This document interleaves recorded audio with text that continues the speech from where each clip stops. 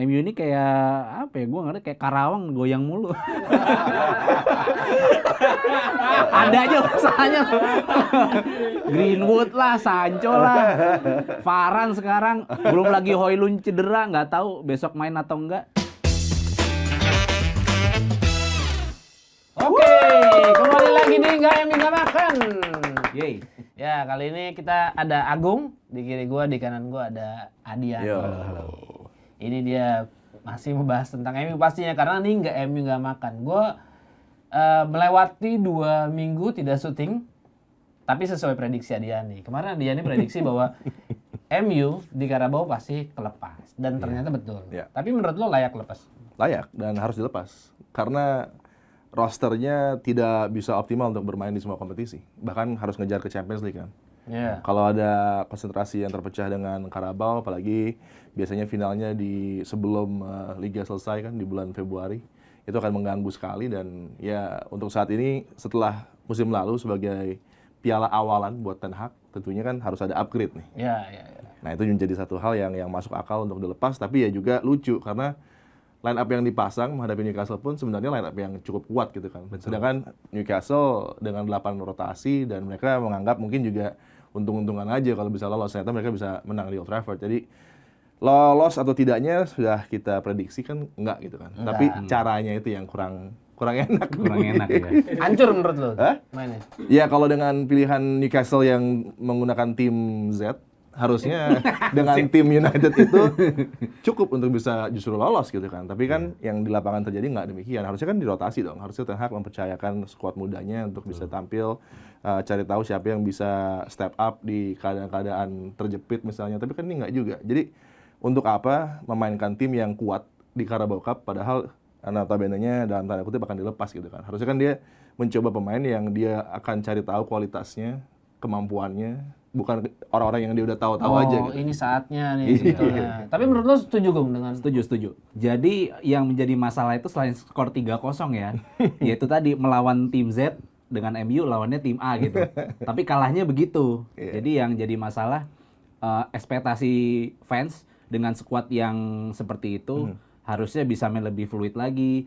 Nggak taunya ternyata gampang mentok gitu. Secara build up juga tiba-tiba semua pemain bingung aja gitu. Itu sih. Jadi yang ya setuju kayaknya memang harus dilepas karena kan musim kemarin udah juara. Ya udahlah, masa kita mau makan lagi, mau buka puasa lagi dengan menu yang sama Oke, gitu. berarti Gitu. harus upgrade lah. Lo Betul, setuju ya sama setuju, dia setuju, nih? setuju. Oke, gue sebelum masuk ke IPL menurut gue hasilnya masih memuaskan ya. Tapi gue pengen masuk ke UCL dulu. Kalah 4-3 sama Copenhagen. Ya, kayaknya gue juga bingung sih. kok bisa ya? Kok bisa sih? kayak semua sistem waktu pas sebelum Rashford kartu merah ya, Iya. semua berjalan baik. Kayak gue ngeliat, wah ini nih kayaknya titik terang MU nih kayaknya nih. MU balik lagi. MU balik lagi nih kayaknya nih. Tapi begitu Rashford banyak kontroversi ya, apakah dia nginjek itu padahal tidak sengaja, kayaknya juga terlalu sadis sih hukuman wasit tuh. Gue juga nggak ngerti kenapa. Kayaknya kalau menurut gue, ya orang-orang bilang boleh lu kan fans MU. Ya memang iya gitu. Cuman tapi kayak kalau kartu merah kayak terlalu sadis juga. Gue bilang kayaknya kuning cukup karena beneran kaki Rashford sama kakinya siapa sih tuh ya gue lupa. Itu beneran nyampenya tuh bareng gitu loh. Terus setelah Rashford kartu merah semua kayaknya pemain kayak aduh mau bingung nih, kita harus nerapin sistem yang kayak gimana. Walaupun gue setuju apa yang dibilang Ten Hag, kita even dengan 10 orang pun kita dictating the game gitu loh. Apa ya Mainnya bagus tuh. mainnya bagus. Kayaknya MU sekarang butuh luck sih, butuh keberuntungan sih karena MU Gung. ya gimana. Kayak Rashford udah nggak egois loh pas pertandingan itu loh. Kayak passingnya dia sesuai dengan sistem yang Ten Hag mau gitu loh. Tapi ketika bencana itu datang, semua jadi berubah. MU sempat unggul lagi. Ya wasit juga yang gue apresiasi juga, walaupun kontroversial, dia juga konsisten ya dengan keputusan handballnya si siapa tuh yang akhirnya pas Maguire nyundul kena akhirnya penalti juga. Ya tapi ya keberuntungan bukan di pihak kita malam itu. Luck Ya. 4-3. Layak kalah? Enggak sih. Kalau seandainya Rashford nggak kartu merah, gue rasa nggak kalah. Tapi nggak yakin menang juga sih gue. Imbang lah ya. Imbang. Kalaupun menang kemarin kayaknya harusnya 2-1 lah bisa sih MU gitu loh. Oh gitu ya. 2-1 menurut lo. 2-1 sih menurut gue harusnya. Oke, kita ke Adiani nih. Ini nih, gue penasaran nih. Iya. Habis kalah gue pengen tahu nih apa besok pas syutingnya dia. Coba gimana? Ternyata nggak syuting. Ternyata 2 minggu pas syuting. Itu pas gue lagi kerja dan gue liat di monitor 2-0 kan. Gue lagi game lain kerjanya. Tiba-tiba ada red card yang menurut gue kalau misalnya di Europe itu pasti akan red card karena Iya. mereka akan stick to the law secara huruf per huruf karena di rules-nya tidak ada intensi, kata-kata intensi itu nggak ada. Jadi kalau banyak ex-player kemudian juga banyak pandit mengatakan there's no intention buat dia untuk melukai lawannya, untuk menaruh kaki dengan sengaja. Tapi cukup dengan keadaan itu sudah cukup untuk mengkartu merahkan Rashford dengan aturan yang ada. Tapi kalau sebagai pemain bola, kalau itu ex-panditnya mantan pemain bola, kalau kita ngelihat foul itu di setiap pertandingan pasti akan terjadi hal seperti itu. Betul. Dan nggak secara setiap pertandingan ada kartu merah gitu kan. Tapi ya kalau kita kembali kepada intensi yang nggak ada kata-kata intensi di rules of the game-nya, ya maka itu kan jadi kartu merah. Dan semakin di slow motion semakin parah tentunya kan. Dan itu adalah keadaan yang benar-benar membuat momentum itu berpindah, yang harusnya juga nggak terjadi kalau game manajemennya Ten Hag baik. Karena United dengan 10 pemain dengan segala hormat kepada Kuben Aun, harusnya bisa mengamankan pertandingan. Iya. Apalagi unggul lagi 3-2. Betul. Harusnya itu juga bisa mengamankan pertandingan. Momen, iya. Kalau Rashford nggak kartu merah, gue yakin menangnya 2-0 itu cukup. Karena babak kedua pasti akan main lebih safe gitu kan. Tapi itu keadaannya nggak terjadi di kala itu. Dan sepertinya ya ini yang menjadi keadaan yang mengganggu ketika keputusan wasit itu seolah memberatkan United. Para pemain United pun ikut melorot gitu. Iya. Jadi konsentrasi mereka pecah. Mental. Padahal kendali pertandingan dipegang. Padahal salah satu penampilan terbaik lah ketika menuju ke 2-0 itu. Tapi setelah itu ada kayak breakdown yang harusnya lagi-lagi ya. Nggak ada leader yang step up di situ untuk menenangkan keadaan. Oh jadi menurut lo penampilan di saat itu Oke. oke. Iya, semua terkendali, oke, sesuai Dibanding dengan rencana. sebelum yang lo bilang bahwa MU tuh mainnya nggak jelas, lebih nggak jelas.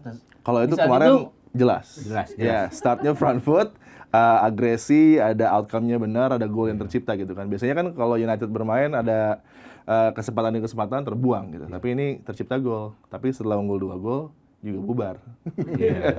Oh, silakan penonton bayaran. Ini nih. Berarti Hagen kalau soalnya. menurut lu berarti dengan 10 orang itu berarti yang salah Ten Hag, Pak.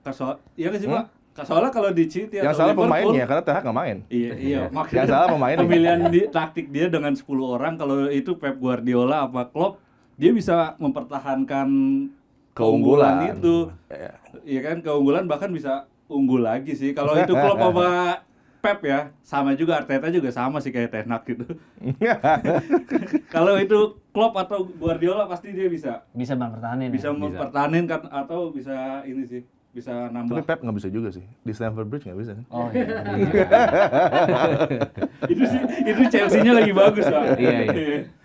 Oke, itu UCL dan masih ada 2 pertandingan. Gue mau ngebahasnya ntar, tapi gue pengen bahas IPL nih karena ada pertandingan non Luton juga dan itu menang. Dan menurut lo permainannya udah membaik apa? Membaik dinilai 1 sampai 10, 7 lah. Karena yang ngegolin lagi-lagi kalau di IPL bukan striker, Pak. Tapi back tengah gitu loh. Dan kebetulan Lindelof, Wiglov dan Maguire tadinya gue juga agak was-was karena mereka udah lama nggak duet bareng gitu loh. Soalnya kalau ngelihat lawan Copenhagen pun pertama Maguire sama Evans kan. Kemudian Evans cedera. Nah, itu kayaknya Maguire nemu nyamannya tuh ketika sama Evans. Nah, gue tadinya agak ragu sama Lindelof. Waduh, kacrut lagi nggak nih orang nih gitu. Tiba ngehang lagi nggak, ternyata nggak gitu loh. Dua-duanya main solid, bahkan Lindelof cetak gol gitu loh. Nah, permasalahan di IPL, semua fans MU gue rasa menantikan golnya Hollywood ya di IPL, dan kayaknya hari itu belum tiba. Dan gue kemarin tuh kayak ditunggu-tunggu banget, tapi ternyata yang ngegolin masih back gitu loh, bukan seorang striker. Itu aja sih. Dan kalau lihat di IPL sebenarnya nggak terlalu buruk ya. Sekarang aja beda poin sama puncak klasemen City kan ya. City 27. Ya. MU 21, cuma beda 6 poin. Artinya ya MU kalau di atas kertas ya berjalan sesuai jalannya lah. Udah bener, cuman belum sempurna gitu, memang belum sempurna. Kalau menurut lu nih? Iya, secara form di Premier League dengan penampilan yang sekarang, Iya. ini ada apa ya? Kalau misalnya XG pun dari XG-nya belum sesuai, dari penampilan pun menggambarkan ketidaksesuaian XG. Karena harusnya average goal-nya nggak cuma 1, nggak cuma 2 gitu. Karena potensinya bisa 2 ke atas harusnya. Tapi ini belum terjadi. Banyak yang mengatakan Arsenal punya tim terbaik dalam beberapa dekade terakhir. Ini tim terbaik yang berpotensi untuk meraih gelar. United, tim terburuk dalam sejarah bahkan dikatakan. Tapi hanya tertinggal 6 poin dari Arsenal. Betul. Apa Ini. karena? Ini ada misteri, ada misteri nih. misteri. Iya, jadi orang begitu menimpa United struggling di league, padahal form table tidak mengatakan demikian gitu kan. Dan ini justru bisa menjadi keuntungan Manchester United ketika tim lain juga saling mengalahkan di atas, untungnya, dan United sedang mencari form dan sedang menuju ke peak. Dan ini ada satu keunggulan menurut gue yang bisa membantu United untuk terus menempel Liverpool, Arsenal, Man City gitu. Dan kembalinya para pemain nanti di penghujung bulan ini juga akan bertanda positif, apalagi kita butuh Luke Shaw ya, sangat butuh. Sangat butuh.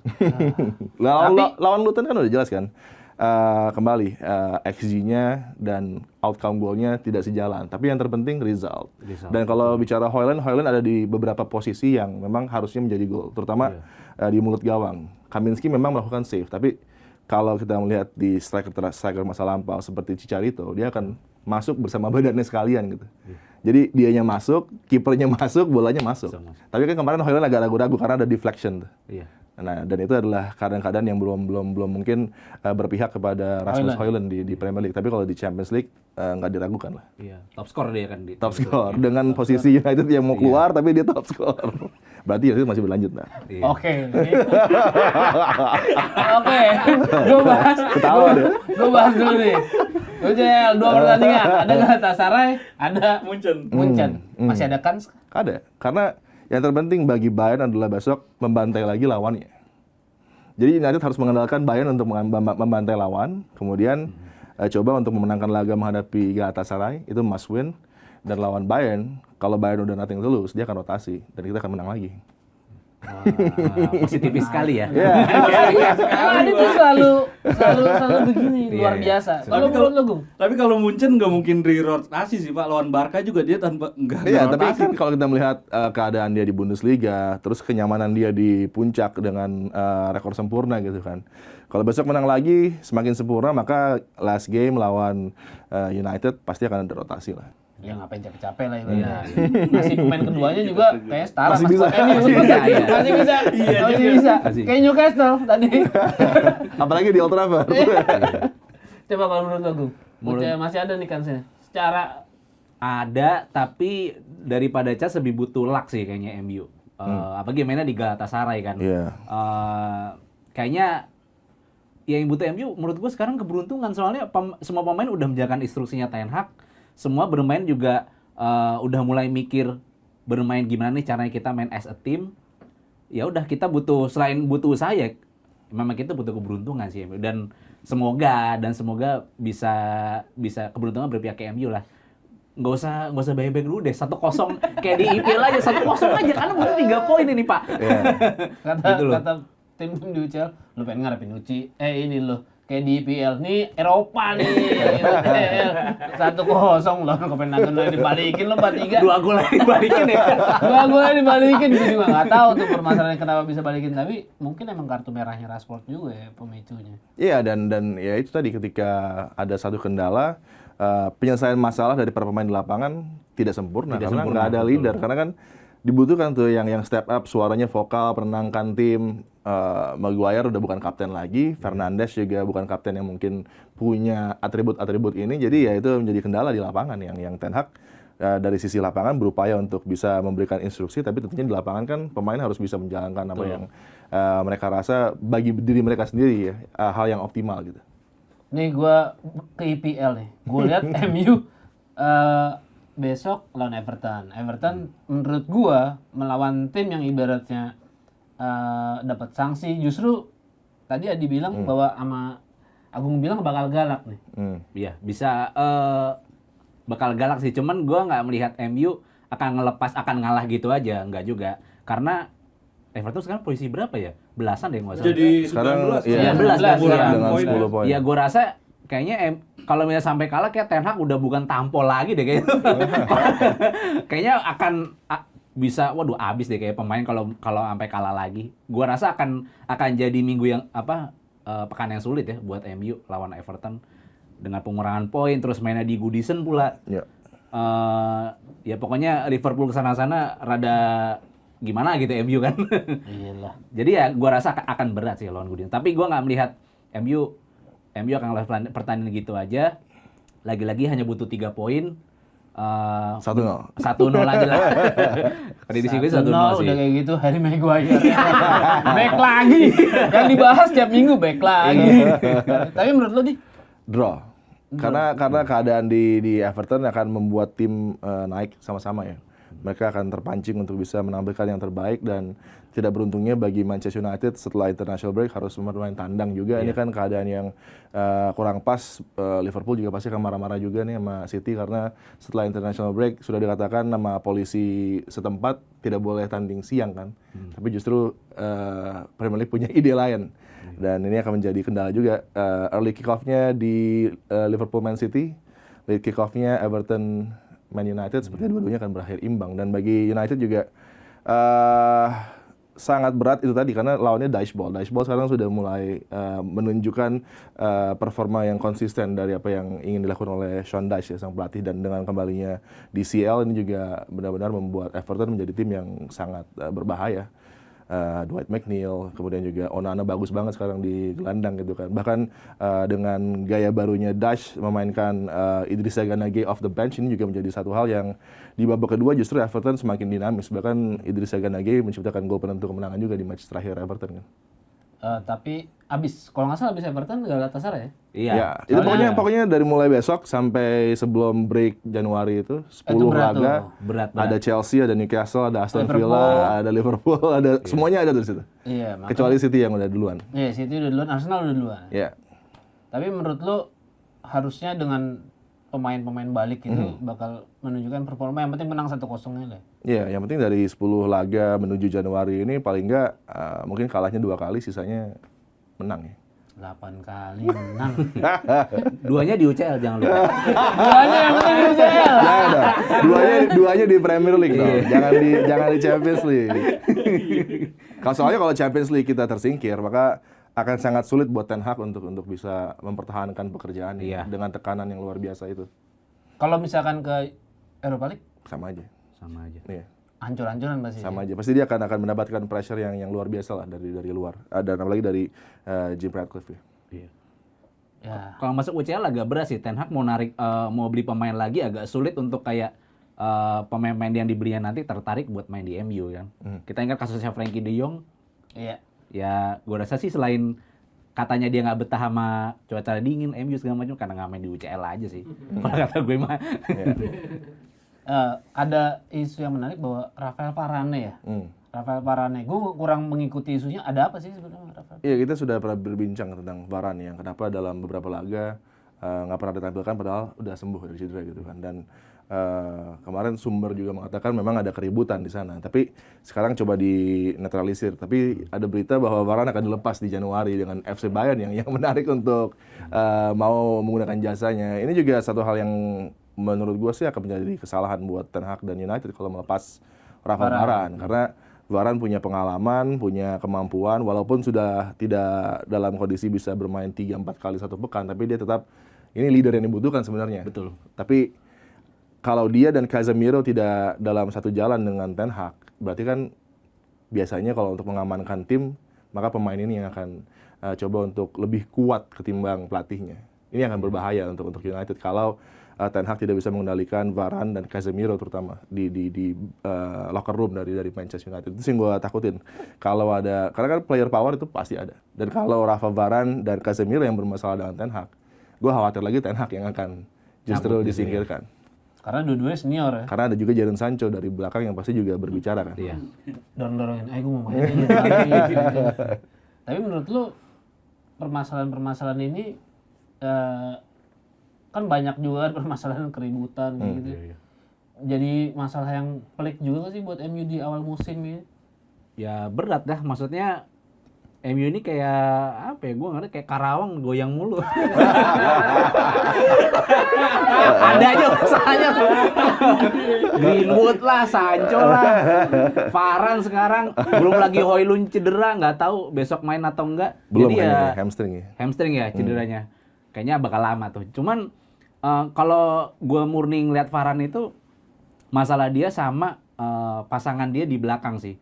Kayaknya dia nggak kalau lihat dia sama Maguire atau Varane sama Lindelof itu dia tuh back yang bagus, cuman kayaknya cenderung pasif sih kalau gue ngeliat mainnya. Beda sama Lisandro Martinez yang berani pukul, berani duel. Kayaknya dia duel pun kayak cuman ganti kuda-kuda sih kalau menurut gue ya, pengamat bola abal-abal gitu. Jadi permasalahan dia dengan squad yang ada sekarang di center back itu dia nggak bisa nemu pasangan yang cocok selain sama Lisandro Martinez kalau menurut gue sih. Makanya itu yang membuat Ten Hag kayaknya mikir 2-3 kali kalau mau pasangin dia gitu. Iya. Gue setuju itu dan menit bermain bersama buat Varane dan Maguire nyaris nggak pernah ada. Ya, itu dia. Dengan tipikal yang hampir sama juga, Lindelof dengan karakter yang berbeda. Varane memang sangat nyaman dengan Lisandro Martinez karena itu juga mengkomplement gaya dari Varane yang lebih konservatif mungkin. Tactical ya, yang reason yang selalu diungkapkan oleh Ten Hag. Tapi kita tidak pernah mendengar masalah ini kalau misalnya dulu baik lagi ke misalnya Ferguson gitu. Dia punya Henning Berg, dia punya Jaap Stam, dia punya Ronnie Johnson. Tapi semuanya bermain untuk tim karena man management dari Ferguson ini sudah sangat luar biasa gitu. Sekarang mungkin yang keluar dari kendala-kendala ini adalah bagaimana man management Ten Hag juga menjadi sorotan. Itu yang mungkin buat dia juga hal yang baru karena kalau dulu kan di Ajax dengan beberapa pemain seniornya seperti Tadic ini kan bukan tipikal superstar. Sedangkan pemain muda lainnya akan mengikuti Ten Hag karena dibawa bersama-sama dari tim junior gitu kan. Dan sekarang ini keadaan yang baru karena egonya berbeda dan dia sejauh ini belum bisa mengendalikan ego ini dengan tepat dan selalu menunjukkan satu gaya yang keras itu oke. Keras dan firm, fair juga oke. Tapi bagaimana dia bisa membackup itu dengan results, nah ini belum terjadi gitu, secara konsisten. Kalau di musim lalu dia, kala itu bersama Ronaldo misalnya, dia keluarkan Ronaldo, tapi resultnya setelah itu sangat luar biasa. 30 pertandingan nggak terkalahkan di Old Trafford, semusim kalah 2 kali doang. Sekarang udah kalah 5 kali di Old Trafford gitu kan. Jadi keadaan-keadaan ini yang justru di musim lalu ada keberuntungan tadi yang lo bilang, sekarang ini belum ada. Dan ketika dia coba keras dengan para pemainnya, tapi ada kasus Anthony juga yang dia cukup lunak gitu. Jadi itu keadaan yang mungkin membuat di locker room, behind the scenes-nya kurang terlalu nyaman. Oke, silakan. Isunya Sir Jim Ratcliffe dan Ineos gimana tuh Pak? Ya Ineos masuk ya pasti mediocre karena Ineos punya tim Prancis mediocre, punya tim Belgia mediocre. Jadi kalau mengandalkan udah 25% tapi seolah-olah bisa mengendalikan klub itu omong kosong, itu pasti tetap Glazers juga yang ada di belakangnya. Cuman dengan si ondel-ondel Jim Ratcliffe ini memang kalau businessman dia luar biasa, tapi kalau footballing decision kita belum pernah melihat tim yang dia beli sukses dan Ineos ada di belakang itu dengan investasi yang luar biasa kemudian merubah tim tersebut menjadi tim yang kompetitif di Liga A misalnya. Nggak terjadi kan? Blazer masih 10 tahun lagi. Nggak keluar. Gue menarik nih. Kan gue kayaknya, gue pernah dengar dari lo atau dari mana. Ini kayak ruang ganti nih ada aja yang bocorin. Zaman Sir Alex ada nggak sih? Zaman Sir Alex mungkin ada juga. Cuman tapi nggak separah ini. Sekarang, iya nggak bocor seperti sekarang lah. Karena kebocorannya benar-benar membuat tim menjadi nggak stabil. Itu yang mungkin juga menjadi kendala Ten Hag untuk bisa mengendalikan keadaan on and off the pitch ya buat United. Ini yang menarik bahwa ada aja bocor dari mulai tadi lo bilang Greenwood. Nah, gue juga kaget tuh Anthony bisa main lagi karena melunaknya itu ya. Melunaknya ya sebenarnya kan Karena nggak ada pemain lagi, Pak. tapi case-nya kan juga memang masih abu-abu gitu kan. Tapi kan kalau case itu belum clear ya seharusnya tidak langsung dimainkan dengan waktu yang cepat karena kan treatmentnya harus imbang dong antara semua pemain gitu. Oh, itu ramai tuh Anthony main lagi. Ya kalau menurut gue sih iya. Kalau menurut gue tentunya akan ada banyak reaksi tentang perbandingan dengan Mason, perbandingan juga dengan Jadon yang sampai sekarang masih belum bisa main juga gitu kan. Jadi itu keadaan-keadaan yang mungkin juga bagi para pemain ada yang di level senior juga mempertanyakan kepada Ten Hag, mungkin Ten Hag juga nggak suka gitu kan. Dan harus diingat juga bahwa di tim United ini masih ada 4-5 pemain yang sudah menghabiskan karir dari pelatih-pelatih sebelumnya. Jadi kita harus ingat masih ada pemain-pemain yang sudah membuat Jose menjadi korban, Van Gaal menjadi korban. Keadaannya buat Ole juga nggak menguntungkan. Jadi masih ada lah bad apple yang mungkin juga di keadaan-keadaan tertentu justru reaksi mereka ini membuat pelatih juga bereaksi yang tidak terlalu positif gitu. Oke. Lu yakin MU bakal main bagus sampai Desember ini? Yakin sih, yakin. Gue masih percaya Ten Hag ya. Maksudnya cuman gue kalau percaya dia tapi nggak yang lalu nilai dia nggak ada 50% kesalahan, tadi. nggak ya, nggak cuman ya apa yang terjadi sekarang ya nggak murni salah dia gitu loh. Banyak apa ya faktor A sampai Z yang bikin kondisi di luar lapangan itu kayak misalnya bursa transfer kok nggak agresif. Kayaknya si John Murtock ini kayaknya kurang begitu seksi di hadapan agen-agen itu sehingga ketika beli pemain tiba-tiba mahal, kayak bahkan kalau nggak salah Sancho pun nggak tahu ternyata ditebus harga segitunya kan dari Dortmund gitu loh. Jadi itu yang membuat pemain itu gimana ya belum bisa mengeluarkan performa terbaiknya. Kayak misalnya Anthony sekarang kasus masih diproses, dia masih boleh main. Gua rasa itu juga mempengaruhi psikologi dia. Dia sampai sekarang nggak asis sama cetak gol loh. Yeah. Lu bayangin kayak waktu pas kemarin musim debut, walaupun dia datangnya belakangan ya, tiba-tiba lawan Arsenal langsung cetak gol. Dia langsung bisa pede main di depan fans. Nah hal-hal non teknis yang bikin United ini terus-menerus kena goyang gitu loh. Ya. Kayak Karawang. Goyang tuh sama lama muntah pak. Itu sih. Yang menarik nih bahwa abis jeda internasional, Bruno bagus loh ya. kemarin. Bruno Fernandes, ya biasa-biasa aja. Biasa-biasa. Harry Maguire juga biasa-biasa aja. Rashford juga justru mengecewakan, terutama bagi squad Inggris ya, karena Southgate juga digoyang dengan gaya penampilan menghadapi terutama North Macedonia dan kemarin Latvia Malta dua pertandingan yang sepertinya harusnya mencoba juga pemain lain tapi justru mengandalkan tim itu aja dan hasilnya juga nggak maksimal dengan penampilan membosankan. Gua khawatir lagi Rashford tidak menemukan percaya diri di England, akan terbawa lagi juga ke tim, Manchester United karena kemarin juga menghadapi Malta dia tidak memberikan penampilan yang membanggakan lah buat dirinya sendiri bahkan, dan ini adalah kendala dari musim ini untuk Rashford ya. Balik lagi, goyang lagi. Skor Pak. Oke, prediksi skor. Lawan nih? Everton. Lo kan draw. Ya, Everton 1-1. 1-1. Ya.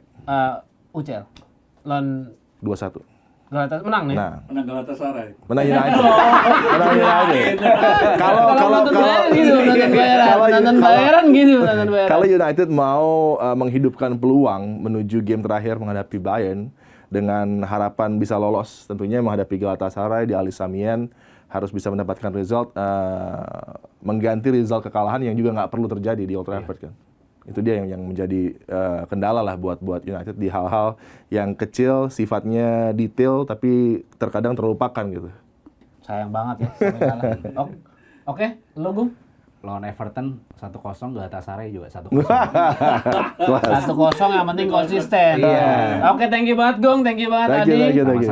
Sampai ketemu lagi di seperti namanya program MU nggak makan. Setiap ada permasalahan di MU itu Kita yang jadi makan. program kita yang makan. Oke, thank you guys sudah menyaksikan MU nggak makan. Sampai ketemu lagi di episode berikutnya.